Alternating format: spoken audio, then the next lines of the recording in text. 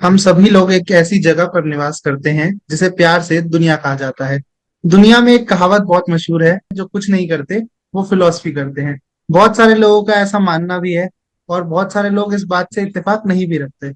Depend करता है कि आप किस तरीके से किस चीज को देखते हैं और किस तरीके से उसको समझते हैं। तो उसी पे आज हमारा डिस्कशन रहेगा, फिलॉसफी क्या होती है। और इसके अराउंड हम बात करने की कोशिश करेंगे कि क्यों लोगों को फिलॉसफी इतनी पसंद है, बहुत सारे लोगों को, और क्यों बहुत सारे लोगों को वो पसंद नहीं आती। तो उत्कर्ष, कहाँ से शुरुआत करना चाहेंगे? आई थिंक आप कोई भी एक्शन लेते हैं उससे पहले आपके दिमाग में कुछ तो आता ही है ना। कुछ तो सोचते हैं तभी वो करते हैं। और आप जो सोचते हैं उसके बिहाइंड कुछ ना कुछ फिलॉसफी तो होती ही होती है। हाँ, ऐसा तो नहीं है। कुछ लोग काफी प्रैक्टिकल होते हैं कि भाई हम तो लाइक कहते हैं ना, हाथ चलाते चलाते सोचते हैं। ऐसा नहीं होता, right? I do understand that at times it is the need of the hour to think while you work, not the other way around. But yeah, I think कहीं ना कहीं we all should be able to spend some time with ourselves and be able to reciprocate what we are doing and why we are doing that. मतलब ऐसा नहीं है कि existential crisis सिर्फ मतलब हमें ही हुआ है, काफी लोगों को हुआ है। But I think eight the end of the day हमें ये पता होना बहुत जरूरी है। मतलब I think a constant state of existential crisis जो कि बहुत सिवियर नहीं है, मतलब हल्का फुल्का है, it's in a healthy way. कि आप सोचते हो कि चीजें कहाँ जा रही हैं, क्यों जा रही हैं। मतलब प्रेजेंट से आप ज्यादा डेविएट नहीं कर रहे हो, but you are aware of what like where it is going, right? आप एक दो कदम आगे देख पा रहे हो और आप एक दो कदम पीछे के एनालाइज कर पा रहे हो कि मतलब पैटर्न क्या चल रहा है, राइट?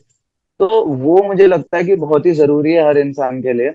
क्योंकि बहुत ही ज्यादा रिजिडिटी से कुछ लोग कहते हैं कि नहीं हम तो बहुत ही आगे पहुंच जाएंगे, वो भी बेवकूफी है। और कोई कह रहा है कि नहीं यार हम तो बिल्कुल देख ही नहीं रहे, अभी जो है सो है। वो भी मेरे हिसाब से it's not the right thing to do. But again philosophy बहुत ही सब्जेक्टिव है।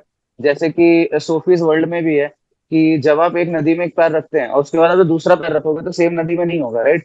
Because it's like a never ending butterfly effect. चीजें बदलती रहती हैं विद टाइम। तो आपको ये पता होना बहुत जरूरी है कि कब क्या हो रहा है, क्यों हो रहा है, और आप क्यों करना चाह रहे हो। और at the end of the day ऐसा नहीं कि philosophy is the gateway to enlightenment in my judgment. I think it's a gateway to understand ourselves better and the world better, right? I think enlightenment का, I don't know if enlightenment का synonym perfection है कि नहीं है। It's highly debatable. But I think अगर वो चीज नहीं भी अटेन हो पा रही है, किसी का एम नहीं भी है, बट अगर वो अवेयर हो पा रहा है कि वो क्या मिस्टेक्स हैं जो वो रोक सकता है, क्या मिस्टेक्स है जो होंगी होंगी, यू नो, क्या चीजें बेसिकली वो कंट्रोल कर सकता है, क्या चीजें जो कंट्रोल नहीं कर सकता। तो हम कहीं ना कहीं एज ह्यूमंस बेटर सोच पाएंगे। बट होता ही है कि अगेन मैं इसमें सिर्फ इंडिया की बात नहीं, I think all across the world, कि हमें बहुत ही मैकेनिकल वे से बड़ा किया जाता है। हम सोचते हैं हमें ये ऐसा करना है, ऐसा करना है, ये होगा वो होगा। एंड फिर होता क्या है ना, बिकॉज मेमिस, जैसे एरिस्टल ने बोला था, like humans have developed everything out of mimesis, even artist. तो उसमें कुछ गलत नहीं है। बट हम जब अपने सराउंडिंग्स इतनी ज्यादा देखते हैं कि हर कोई एक linear pattern of thinking he follow कर रहा है, तो उस चक्कर में हम अपना एक ओरिजिनलिटी ऑफ थॉट जो है उसको हम डेवलप नहीं कर पाते हैं। And I think in life, like life का सबसे लाइक कह सकते हैं ना क्लियर मार्कर जो है वो रिबेल करना। अगर आप, मैं ये नहीं कह रहा जाके बस लड़ जाओ और किसी से, नहीं भाई आपने ऐसे क्यों बोला, I don't agree with this. ठीक है, you might have strong opinions about certain things, but that doesn't mean कि आपको, मतलब there is a difference between having a disagreement and having like बदतमीजी करने में, दोनों में डिफरेंस है, राइट? आपको समझना पड़ेगा। और आई थिंक यही लाइफ है, right? It is like the more we explore the less it is. So मेरे हिसाब से तो फिलोसफी यही है, सिंपल शब्दों में। मैं काफी डेटा पॉइंट्स को हिट कर सकता था, लेकिन उसका फिर फायदा क्या है? मतलब द फिलोसफर्स की फिलोसफी ही खुद इवॉल्व करती रहती है विद टाइम, एंड वो डेटा पॉइंट्स भी इवॉल्व करते हैं with time. And like it's everything is so subjective in this field that it is absolutely absurd for us to be objective while talking about such a subjective subject. So that's all from my side. I hope and मैं कुछ ज्यादा ऐसा ही है ना लंबा lecture ना philosophy दे गया हूँ। हम्म हाँ। फिलोसफी के बारे में ऐसा है ना कि आप जितना समझने लगते हैं उतना कम जानने लगते हैं। तो आपको लगता है कि आप जितना हम्म। समझते जा रहे हैं उतना आपको पता लगता है कि आपको कुछ नहीं पता है। क्योंकि वो आपको बहुत वेलकम करके बुलाती है कि आइए और इस भूल भुलैया में खोते जाइए, और आपको बहुत सारी चीजें देखने को मिलती हैं। अच्छी भी मिलती हैं, बुरी भी मिलती हैं। कई बार ऐसा भी लगता है कि यार ये क्यों पढ़ लिया। जो ना देखा अच्छा वो भी इधर से ही निकलता है कि हाँ काश ये तो ना देखा होता या ये ना पढ़ा होता। तो शायद लाइफ थोड़ी आसान रहती। पर कई बार आपको एक सेटिस्फेक्शन भी मिलता है। और मुझे लगता है जो एसेंस है उस सब्जेक्ट का, उस फिलोसफी का जो बेसिक क्रक्स अगर मैं कहूँ क्या है, तो मेरे हिसाब से उसका क्रक्स ही है कि वो आपको एक, हो सकता है कि आप उससे बहुत ज्यादा खुश ना रह पाए लेकिन आप एक कांस्टेंट स्टेट ऑफ सेटिस्फेक्शन में रहते हैं। जरूर आपको दुख भी फील होता है, आपको खुशियां भी फील होती है, लेकिन उसकी जो इंटेंसिटी है वो काफी हद तक मेंटेन हो जाती है जब आप बहुत ज्यादा फिलोसफी पढ़ लेते हैं। और मेरे हिसाब से एक बहुत बहुत ही प्यारा सब्जेक्ट है अगर आप लाइफ को बहुत ज्यादा तरीके से एक्सप्लोर करना चाहते हैं। साइंस बहुत तरक्की कर रहा है, बिल्कुल डेफिनेटली आज भी कर रहा है, कल भी करेगा, कल और आगे जाएगा। पर मेरे हिसाब से फिलोसफी की अपनी जगह है, जो लोगों को समझनी चाहिए कि हाँ, जरूरी नहीं है कि आप कुछ ना कर रहे हो तभी आप फिलोसफी पढ़ें, या आप बहुत कुछ कर रहे हैं तो आप फिलोसफी पढ़ें। किसी भी समय पे आपको लाइफ के फिलोसफी पढ़ते रहनी चाहिए। और मुझे लगता है कि सबसे राइट। जो अच्छा एग्जाम्पल अगर मैं कहूँ कि फिलोसफी की सबसे अच्छी किताब या सबसे अच्छी पुस्तक कौन सी है, तो मेरे हिसाब से गीता। गीता इज द, मेरे को लगता है कि best philosophy book ever written और एवर क्रिएटेड। क्योंकि उसमें इतना कुछ लिखा और इतने तरीकों से लिखा है कि आप उसको अलग अलग डायमेंशंस में पढ़ सकते हैं। और जितनी बार आप उसको पढ़ते हैं आपको लगता है कि शायद पिछली बार गलत पढ़ी थी, फिर अगली बार पढ़ते हैं फिर लगता है हाँ शायद इस बार सही पढ़ा है। और हर बार आप कुछ उससे नया सीखते हैं। तो यही फिलोसफी की खासियत है और यही उसकी खूबसूरती है कि आप जितना उसको पढ़ते जाते हैं उतना आप सीखते भी जाते हैं और आपको लगने लगता है कि शायद पहले गलत सीखा था अब शायद सही सीखें।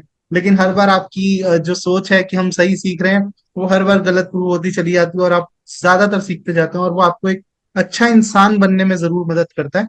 हो सकता है फिलोसफी पढ़ के सारे फिलोसफर ना बने, हो सकता है फिलोसफी पढ़ के सबकी जीवन आसान ना हो, लेकिन एक अच्छा इंसान बनने की जो आपके अंदर काबिलियत है कि आप एक अच्छे इंसान बन जाएंगे, इस बात की गारंटी कह सकता हूँ। अगर आप अच्छे से पढ़ रहे हैं और आपका माइंडसेट अच्छा है तो गारंटी है कि आप एक अच्छे इंसान के रूप में तो जरूर निकल के आएंगे।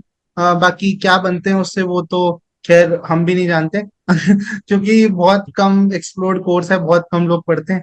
और उसके बाद बहुत सारे लोग फिर कहते हैं कि जो कुछ नहीं करता वो फिलोसफी करता है, तो बहुत सारे लोग इस वजह से भी शायद फिलोसफी को नहीं चुनते। पर मजा आता है, अपने आप को खुशी मिलती है। मेरे हिसाब से आप बहुत सेटिस्फाइड रहेंगे अगर आप पढ़ेंगे तो, और पढ़नी चाहिए सबको। राइट। बिल्कुल एग्जैक्टली। एंड एज आपने मेंशन करा कि एज यू राइटली मेंशन कि फिलोसफी जो है वो आपको अच्छा इंसान बनाने में हेल्प करती है। आई थिंक अगर हम ये समझ जाएं कि आजकल होता ही है ना, बिकॉज सोसाइटी काफी कैपिटलिस्टिक है। एंड सिर्फ कैपिटलिज्म की बात नहीं है, उससे पहले भी कलयुग तो उससे पहले से ही चल रहा है, राइट। वी ह्यूमंस फाइंड, मतलब छोटी मोटी चीजें हम पकड़ लेते हैं and we dig them so deep in, like we dig so deep in them that कुछ सेंस नहीं निकल के आती है उससे। It only reflects how shallow and hollow we are, right? So I think it's better that we as humans, like I would urge schools to, like, although I think schools की वो नहीं है, like सिर्फ उनका responsibility नहीं है कि वो morality पढ़ाएं। आई थिंक कहीं ना कहीं ये माँ बाप और हमारी सोसाइटी की भी वही है कि एक रिस्पॉन्सिबिलिटी है बहुत ही बड़ी कि वो मोरालिटी पे फोकस करे। क्योंकि यार देखो, जैसे कि उसमें भी एक डायलॉग था एस्पिरेंट्स में कि डिपेंड्स ऑन यू। लाइक बिजली से बल्ब भी जलता है, बिजली से करंट भी लगता है, आप क्या करना चाहते हो। तो कहीं ना कहीं जो हमारे थॉट्स हैं, they can create something, they can be constructive and they can be destructive as well, right? So it all depends on us as to how we want to work on these things. And I think हर बड़ी चीज starts with one step at a time। तो ठीक है यार, शुरुआत किसी ने करी थी, थोड़ा बहुत हम कर रहे हैं, फिर थोड़ा बहुत कोई और करेगा, और शायद एक दिन चीजें बेटर हो। और फिलोसफी में बहुत सारे, मतलब आप कह सकते हैं कि सोसाइटी में सोशलिज्म है, कम्युनिज्म है, कैपिटलिज्म है, फेमिनिज्म है, अलग अलग तरह की चीजें हैं। पर मुझे लगता है कि सबसे खूबसूरत चीज जो इन सबको जोड़ के रखती है वो है ह्यूमनिज्म। इंसान ह्यूमैनिटी और उसके बारे में जो सीख है वो उसमें सिखाई जाती है। अगर आप वो सीख लेते हैं तो आपके लिए फिलोसफी फिर आसान होती चली जाती है। क्योंकि जब आप सिर्फ कैपिटलिज्म की बात करते हैं या एक कंस्ट्रक्ट की बात करते हैं सोसाइटी के, तो उसको समझना काफी डिफिकल्ट है। लेकिन जब आप इंसान को समझ लेते हैं, आप समझ जाते हैं कि ह्यूमैनिटी क्या है, ह्यूमैनिज्म क्या है, तो चीजें आपके लिए आसान हो जाती हैं, क्योंकि आप समझ पाते हैं कि सामने वाले की भी एक अलग सोच हो सकती है। क्योंकि कई बार सबसे बड़ी परेशानी ही होती है जब हम किसी भी चीज के बारे में बात कर रहे होते हैं, सामने वाले को लगता है कि सामने वाला गलत ही है। क्योंकि उसने आपसे कुछ ऐसी बात करी है जिससे आप सहमत नहीं है। तो शुरुआत वहां से होती है, अगर कि सामने वाले ने गलत बोला है और मेरे को उसको काउंटर करना है, तो शुरुआत वहां से गलत होती चली जाती है। शुरुआत होनी चाहिए कि मेरे को लगता है कि मेरा जो सोचने का नजरिया है वो सही है, आपका सोचने का नजरिया आपको सही लगे, हम एक तरीके की बातचीत करें और उससे कुछ तीसरी चीज निकल के आए, या हम में से एक जना दूसरे की बात से सहमत हो जाए। तो शायद वहां से ही समझ आना शुरू हो जाता है कि हाँ, इंसानों के अंदर अलग अलग तरीके के इंसान है और सबकी सोच अलग अलग है, और सबके समझने के तरीके अलग अलग हैं। तो अगर हम ये बात समझ लें तो बाकी चीजें फिर हम्म। आसान होती चली जाती हैं। और शायद यही एक तरीका है जिससे हम एक यूटोपियन सोसाइटी का सपना देख सकते हैं, जो शायद एग्जिस्ट करे कभी फ्यूचर में, या शायद ना भी करे। But we are very positive, we are hoping for the best. तो हम तो अपनी तरफ से कोशिश कर रहे हैं सोसाइटी को कुछ अपनी तरफ से बेहतर बनाने की, नॉट जस्ट कि हम दुनिया के मसलियां हैं और हम कुछ कर देंगे। लेकिन 0.0000001% भी अगर हम कुछ बदलाव ला पाए, तो उसकी कोशिश हमें करनी चाहिए सभी। बिल्कुल। I think nothing more could be added into this because again as you mentioned, like it's like a maze, the more you explore the hmm. Less it is. And जितना आप ढूंढेंगे आपको उतना ही गुम होते चले जाएंगे, right? So on that note we would like to end today's podcast, and like this is personally one of my favorite podcast, क्योंकि आई थिंक एट टाइम्स होता ही है ना, आजकल के आप टाइम में देखोगे तो people are talking about things जो उन्हें शॉर्ट टर्म बेनिफिट दे रही है, राइट? कि इतने टाइम में ये ऐसा कैसे कर ले, इतने टाइम में ये क्या कर लें, इतने टाइम में वो कैसे हासिल करें, ये कैसे हासिल 20 करें। दिन में पैसा डबल। बट एट टाइम्स कभी ना कभी, हाँ, 25 दिन में पैसा डबल, राइट? तो कहीं ना कहीं हमें ये देखना भी पड़ता है कि आजकल क्या हो रहा है। मतलब आई थिंक अक्षय कुमार ने कभी कहा था किसी इंटरव्यू में कि हम हमेशा भागते रहते हैं, दौड़ते रहते हैं किसी न किसी चीज के पीछे। कई बार हमें जस्ट रुक के एक बार मतलब देखना भी चाहिए कि कितनी दूर आ गए, कहाँ है। कई बार मतलब उस सनसेट को मतलब उसका मजा लुत्फ उठाना चाहिए, है ना? खैर ऐसे सवाल तो नहीं पूछने चाहिए कि आम कैसे हैं, बट कौन से आम खाते हैं and all that. But nonetheless point सही है, बंदे ने बात सही करी थी। तो हम्म। अभी के लिए तो इतना ही है। बाकी कुछ हो तो कोई बता सकता है। और वीडियो को ध्यान से सुनना, क्योंकि कभी कभी कुछ गलत लोग भी कुछ सही बातें कर जाते हैं। ठीक है। इससे तो ऑकवर्ड अच्छी बात एंडिंग है नहीं हो हमने सकती। सही में इससे ऑकवर्ड कुछ नहीं हो सकता। वन टेक तो पॉडकास्ट, मिलेंगे, हाँ। सही वाला। मिलेंगे आपसे अगले हाँ। वीडियो में। तब तक के लिए बाय बाय।